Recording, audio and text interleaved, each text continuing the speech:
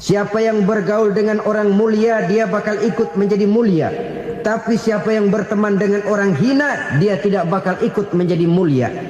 Tidakkah kau lihat, kata Syauqi, kulit kambing yang hina pun dicium orang ketika menjadi kantong Quran.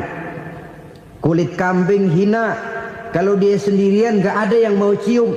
Tapi begitu dia bergaul dengan Quran, menjadi kantong Quran, dipakein minyak wangi, ditaruh di tempat yang tinggi, mau diambil dicium dulu, dibawa dengan penuh hormat dan hati-hati. Kulit kambing yang hina lantaran berteman dengan Quran, numpang mujur. Tapi coba lihat kalau kulit kambing berteman dengan kayu, jadi beduk, habis. Zohor dikemplang, asar dipukul. Itu kan sedikit saja, cuma salah milih teman. Yang temennya Quran dihormati orang, yang temennya kayu lantaran jadi beduk, gelap-gelap subuh orang udah kemplangin.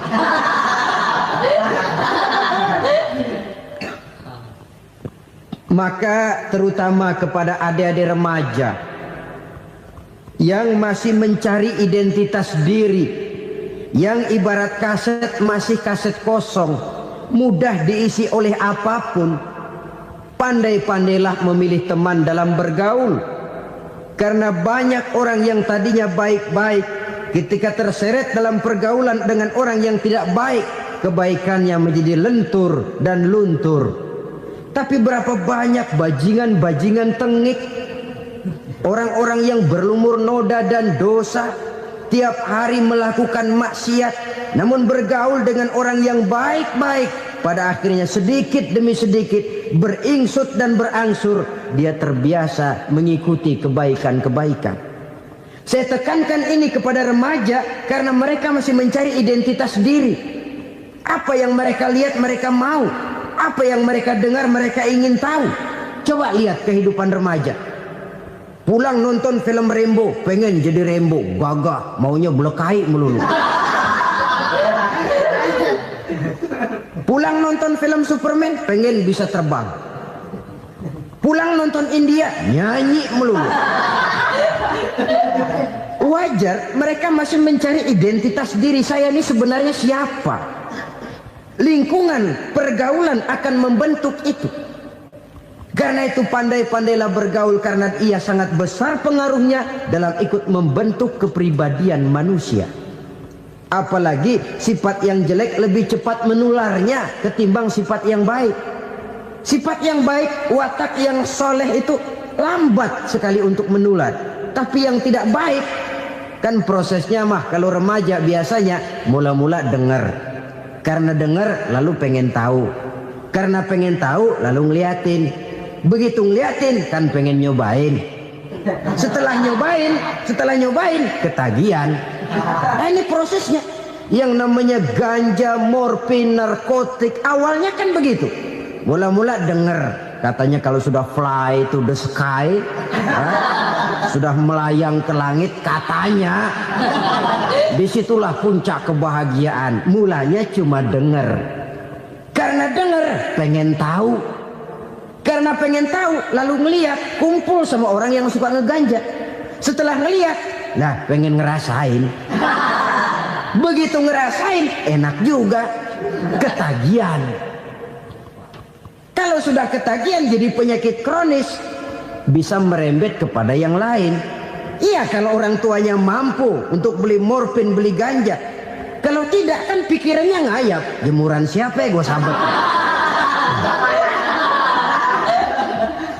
Timbullah perbuatan-perbuatan negatif yang bermula dari salah pergaulan.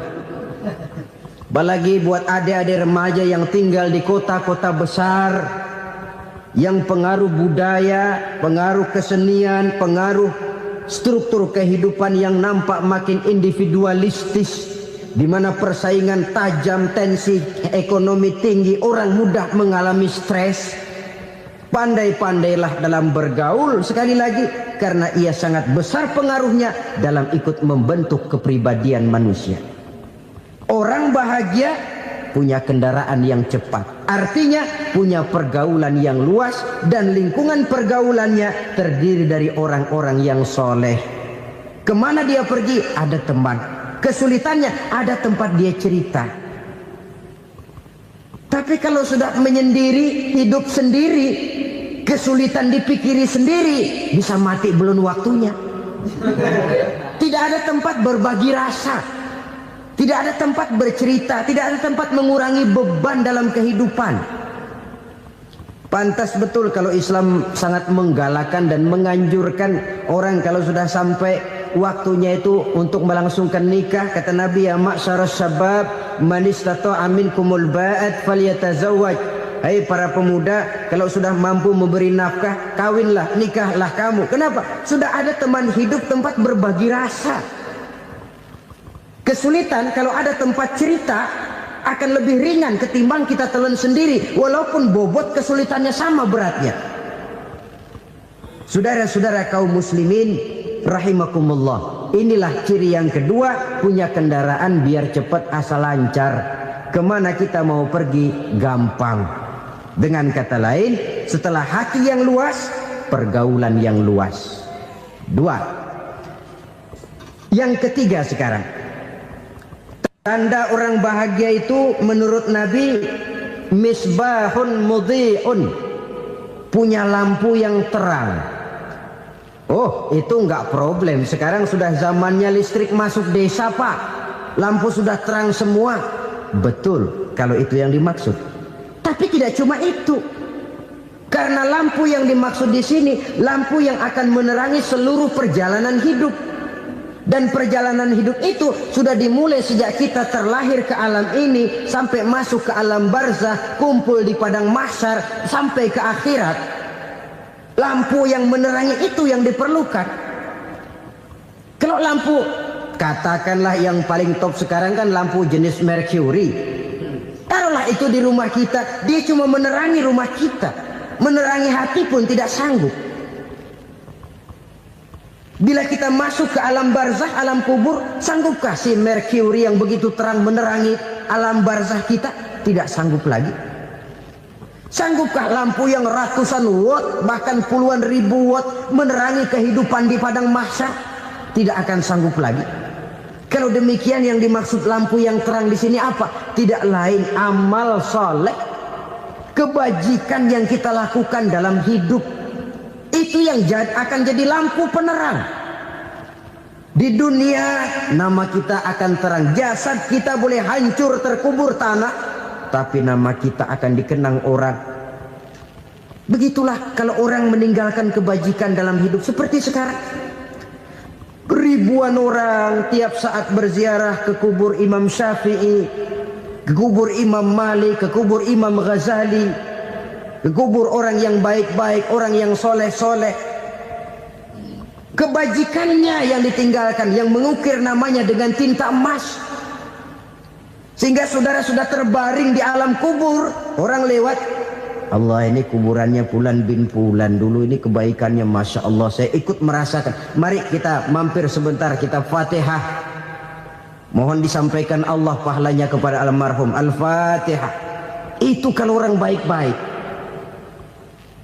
Lalu saudara tanya, Pak, orang mati dikirimin Fatihah apa nyampe pahalanya? Saya jawab, kalau saudara nggak percaya, mati dulu dah.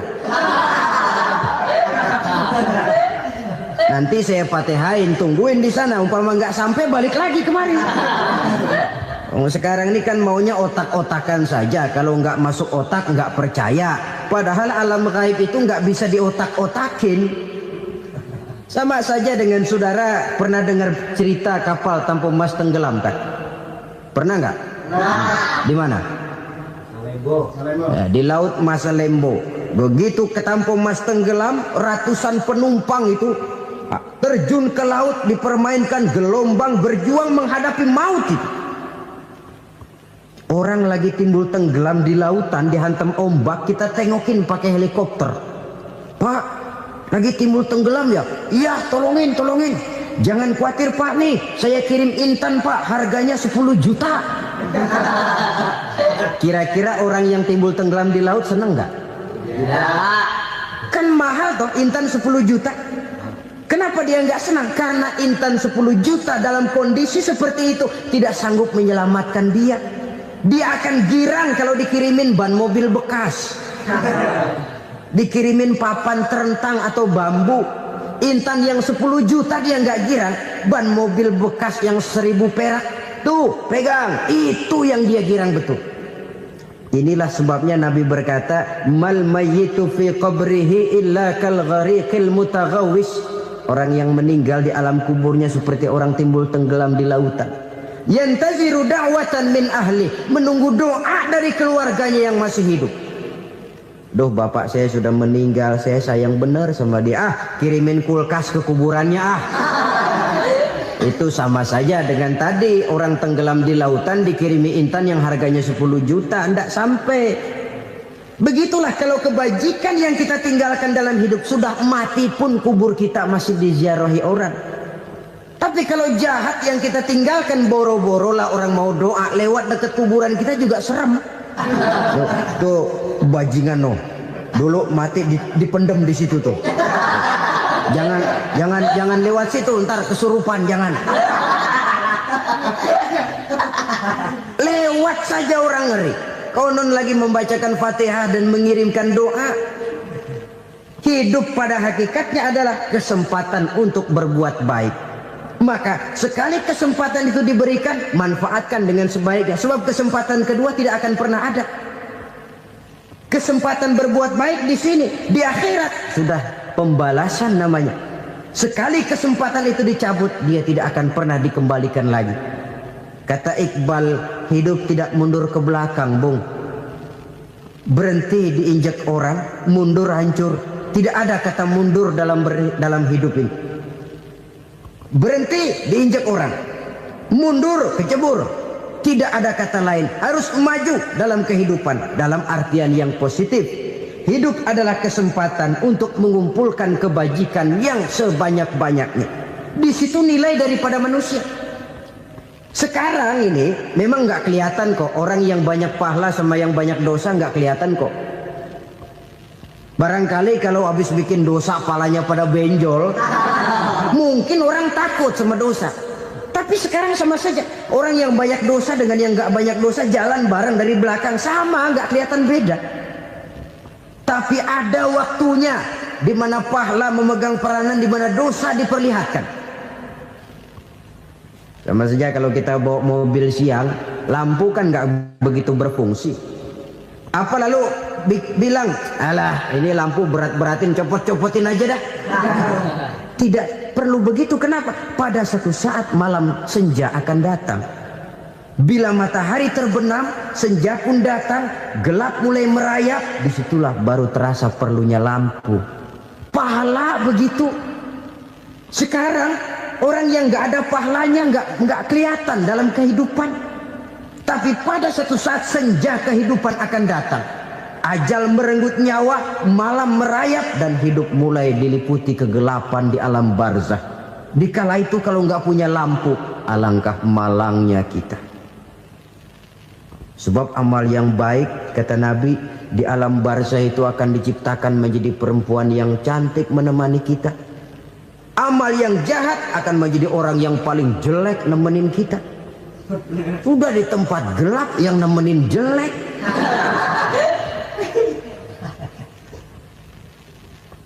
Kaum muslimin rahimakumullah. Kalau demikian masalahnya, tergantunglah kita pandai memanfaatkan waktu. Al-waktu kasayf, waktu itu cepat sekali. Yang namanya waktu itu tahu-tahu. Tahu-tahu udah tahun 87. Tahu-tahu udah begitu. Tahu-tahu yang kemarin anak-anak, sekarang udah pada punya anak. Tahu-tahu saja itu. Begitu cepat waktu berlalu. Kalau tidaklah pandai kita memanfaatkannya, akan rugi kita.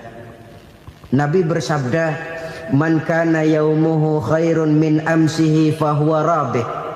Barang siapa yang hari ini lebih baik daripada hari kemarin, itu orang untung. Hari ini lebih baik daripada kemarin. Bulan ini lebih baik dari bulan kemarin. Tahun ini lebih baik dari tahun kemarin. Itu orang yang beruntung. Tahun kemarin sembahyangnya maghrib doang, sekarang udah tambah isya. Tahun kemarin cuman Idul Fitri aja ngancem bener. Sekarang udah tambah Jumat, lalu tambah lagi Maghrib, tambah lagi Isya, dan selanjutnya. Hari ini lebih baik daripada kemarin. Itu orang yang beruntung. Wa man kana yaumuhu mislu amsihi fahuwa khasir. Lalu barang siapa yang hari ini sama saja dengan hari kemarin, itu orang rugi. Hari ini sama dengan kemarin, rugi itu. Bulan ini begitu, bulan kemarin begitu, tahun ini begitu, tahun lalu juga begitu. Rugi itu orang. Rugi apa? Rugi umur. Umur tambah, amalan gak pernah tambah. Dan saya pikir lebih merupakan azab ketimbang nikmat kalau orang dikasih panjang umur cuma untuk numpuk dosa. Mending mana? Panjang umur banyak dosa sama pendek umur dikit dosa. Mending mana? Mending mana? Ya, paling mending tentu panjang umur banyak pahala. Tapi kalau tidak, sekali lagi, lebih merupakan azab ketimbang nikmat kalau orang diberikan panjang umur tapi cuma untuk sekedar menumpuk dosa. Kehilangan kesadaran bahwa dunia bukan terminal akhir dari satu perjalanan. Dia cuma halte di mana kita berhenti sebentar untuk menuju kepada terminal yang hakiki. Saudara-saudara kaum muslimin rahimakumullah, inilah lampu yang akan menerangi kehidupan. Amal yang kita lakukan di dalam kehidupan.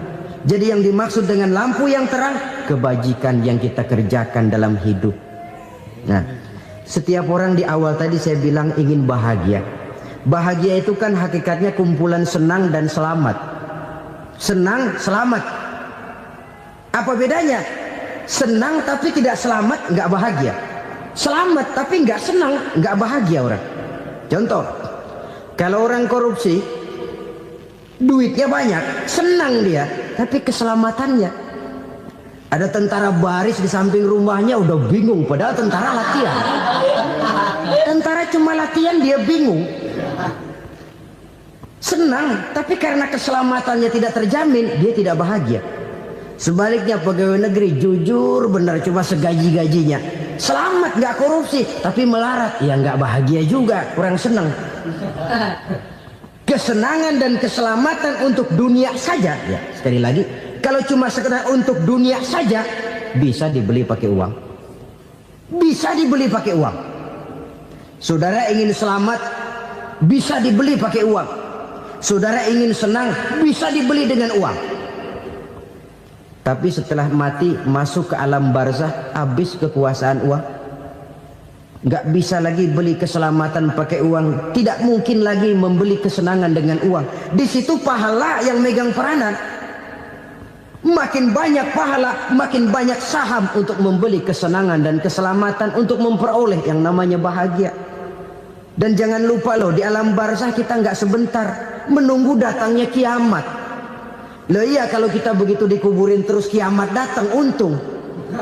Tapi kalau masih harus 1000, 2000, puluhan ribu tahun yang akan datang, dalam satu penantian yang begitu lama tanpa saham untuk memperoleh kebahagiaan, satu kemalangan yang tidak ada pernah putus-putusnya. Janganlah tergelincir oleh kebahagiaan sebentar yang menipu dengan mengorbankan kebahagiaan hakiki yang berjangka panjang. Apa artinya senyum sejenak kalau harus ditebus dengan tangis seumur hidup? Biarlah kita minum jamu, pahit memang, getir memang, tapi kan besok badan sehat. Daripada sekarang minum sirup, manis memang, enak memang, tapi bibir pada jontor besoknya. Sirawan, batuk, nggak karu-karuan. Banyak orang tertipu oleh kesenangan yang sebentar. Padahal laisa kullu ma yalma'u zahaban. Belum tentu semua yang berkilat itu emas. Belum tentu semua yang gemerlap itu intan. Karena itu marilah manfaatkan kesempatan yang diberikan Allah ini untuk mengumpulkan kebajikan yang sebanyak-banyaknya. Yang terakhir sekarang, yang keempat, tanda orang bahagia kata Nabi. Zaujatun salihah. Orang bahagia itu tanda yang keempat kata Nabi, punya istri biar cakep asal taat. Sudah surga itu sudah. Cakep taat. Istri kayak gitu, kalau belum mati jangan dikuburin dulu. Sudah cakep taat lagi. Tapi kadang-kadang enggak, udah jelek ngadat melulu. Apa yang mau dipilih? Sebab itu Quran mengatakan istri pakaian untuk suami, suami pakaian untuk istri. Kenapa suami istri diibaratkan pakaian? Alangkah tingginya gaya bahasa Quran ini. Suami istri teman hidup, hidup perjalanan panjang. Sejak kita dalam rahim sudah ada hidup kan di sini. Sampai ke alam dunia, masuk ke alam barzah, kumpul di padang mahsyar, sampai menuju akhirat, itu perjalanan hidup. Carilah istri atau suami teman hidup yang membawa manfaat tidak hanya kehidupan di dunia ini, sampai di alam barzah, sampai di padang mahsyar. Suaminya mungkin meninggal lebih dulu atau istrinya mungkin meninggal lebih dulu. Tapi suami atau istri yang masih hidup berbuat kebajikan. Suami saya meninggal, ada hartanya, saya sedekahkan, niat pahala untuk almarhum suami saya. Ini teman hidup. Tidak dibatasi dan tidak bisa dipisahkan oleh maut sekalipun. Zohirnya mungkin pisah, badannya mungkin pisah, tapi hatinya, jiwanya, kebersamaannya dalam menghadapi kehidupan. Karena itu, saudara-saudara, bahasa Quran indah. Suami istri diibaratkan seperti pakaian. Apa fungsi pakaian? Pertama, pakaian jadi kebanggaan. Artinya suami harus menjadi kebanggaan istri, istri harus jadi kebanggaan suami. Yang kedua, pakaian itu kan fungsinya menutup aurat. Artinya sesama suami istri harus saling menjaga kekurangan masing-masing. Jangan malah sesama suami istri saling membongkar rahasia dan aibnya sendiri-sendiri. Istrinya diceritain jeleknya di mana-mana, atau suaminya dibongkar rahasianya di pasar umum. Itu sudah tidak lagi berfungsi sebagai pakaian. Kenapa semua ini diperlukan? Karena kita menyadari bangsa yang baik terdiri dari masyarakat yang baik. Masyarakat yang baik merupakan susunan dari warga yang baik. Warga yang baik adalah terdiri dari rumah tangga yang baik. Dan rumah tangga yang baik merupakan susunan dari pribadi yang baik. Dari situ langkah dimulai. Membangun satu bangsa yang baik diawali dengan membangun rumah tangga yang baik, dengan menciptakan pribadi-pribadi yang baik. Sehingga dari sini diharapkan berkembanglah nilai-nilai kebaikan. Orang akan bahagia mempunyai istri yang soleh. Kenapa? Tidak ada seorang suami bisa sukses jadi apapun dia, apapun profesinya. Dokterkah, kiaikah, mubalikah, petanikah, pengusahakah, pejabat tinggikah, tidak ada seorang suami yang bisa sukses tanpa peran serta istrinya. Walaupun memang peranan itu tidak begitu kelihatan, tapi sangat menentukan. Karena itu, saudara hadirin yang saya hormati, Islam sangat menghargai kaum wanita, memberikan kedudukan yang tinggi sepanjang tidak mematikan kodrat kewanitaannya. Nah, kalau sudah kesuksesan ini diawali dari rumah tangga, karier di masyarakat mudah untuk dikejar. Tapi keberantakan di rumah tangga merupakan kegagalan pertama di tempat lain. Nah, inilah saja yang dapat Al-Fakir sampaikan pada pertemuan kali ini.